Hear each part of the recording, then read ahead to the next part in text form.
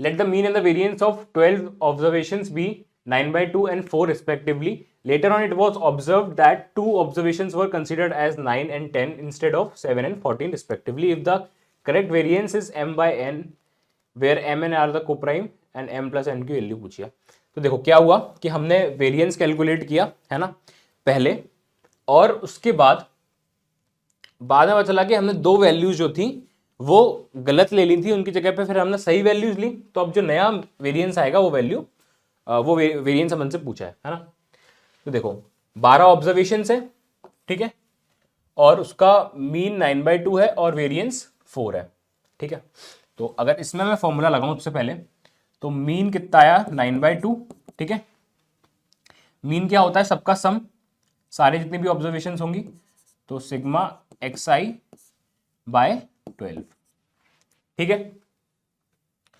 तो यहां से सिग्मा xi की वैल्यू कितनी आ गई जो पहले थी, ठीक है, वो कितनी आ गई अपनी, ये बना 6, तो ये हो गया 54, ठीक है। अब देखो सम पहले 54 था और उसके अंदर मैंने दो वैल्यूज गलत कंसिडर की थी, 9 और 10, ठीक है, और होने क्या चाहिए थी 7 और 14, है ना। तो मैं अगर 9 और 10 इसमें से माइनस कर दूं, ये बाद में स्टेप में करते हैं, ठीक है। तो xi न्यू बोलूं अगर, तो वो कितना आ जाएगा 54 माइनस 9 माइनस 10 प्लस 7 प्लस 14, है ना। नई वाली ऐड कर दी और जो पुरानी वाली जो अपने गलत ली थी वो माइनस कर दी, ठीक है। तो ये कितना आया 2 और ऐड हो गया यानी कि 56, ठीक है। तो नया xi मतलब सम सबका कितना आ जाएगा 56, ठीक है।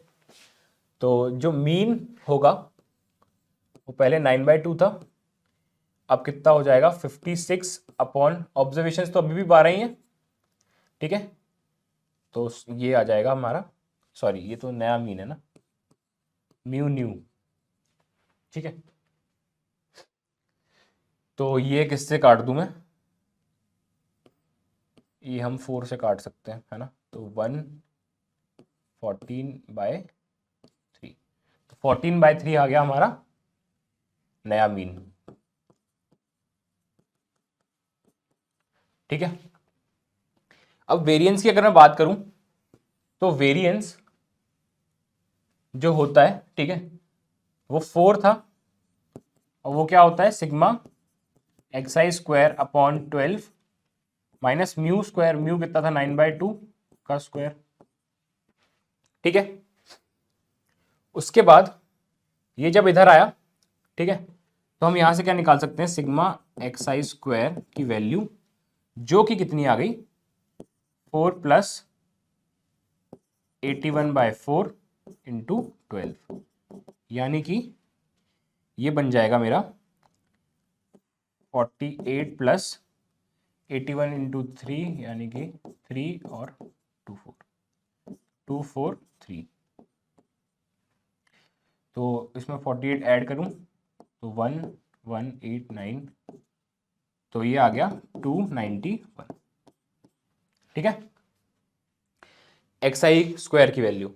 अब इसके अंदर भी कुछ गलतियां हैं। अब xi स्क्वायर न्यू निकालूं तो इसमें हमें ये जो ऑब्जर्वेशंस हैं इनका स्क्वायर सब्ट्रैक्ट करना पड़ेगा और उन दोनों का ऐड करना पड़ेगा।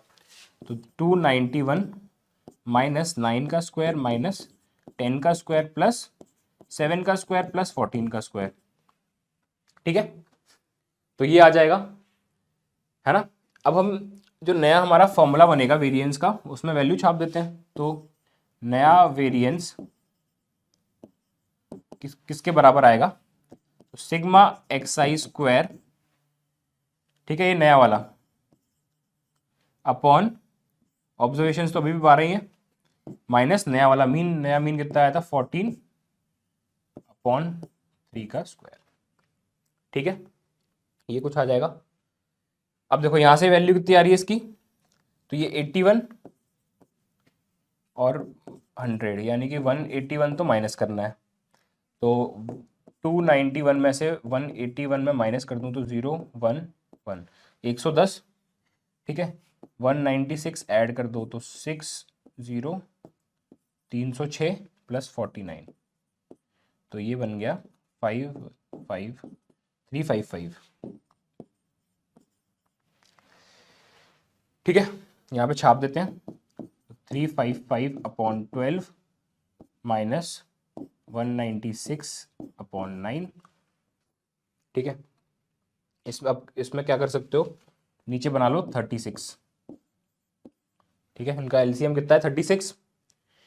अब इसमें क्या करो 3 का मल्टीप्लाई, इसमें करो 4 का मल्टीप्लाई, तो 355 इंटू 3 यानी कि 15 15 16 9 1065, और इसको हमने मल्टीप्लाई कर दिया 4 से, 24 36 38 4 7, इसको इससे सब्ट्रैक्ट कर देते हैं, 7 8 4 यानी कि 1, ये बना 16 यानी कि 8, ये 9 बन गया तो 2, ठीक है, 281, ठीक है। ये आ गया हमारा नया वेरिएंस, ठीक है। और क्वेश्चन में क्या बोलता है, if the correct variance is m by n where m and n are coprime, तो हमें बताए 281 और 36 क्या होते हैं, कोप्राइम होते हैं, तो m प्लस m की वैल्यू पूछिए, तो ये क्या है हमारा m/n, ठीक है। तो m प्लस n की वैल्यू कितनी आ जाएगी, इन दोनों को ऐड कर दो, ठीक है। तो ये कितना आ रहा है मेरा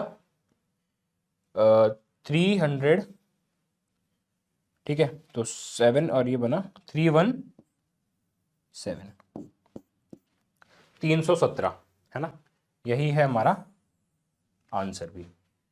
तो ऑप्शन नंबर 3 317, ठीक है।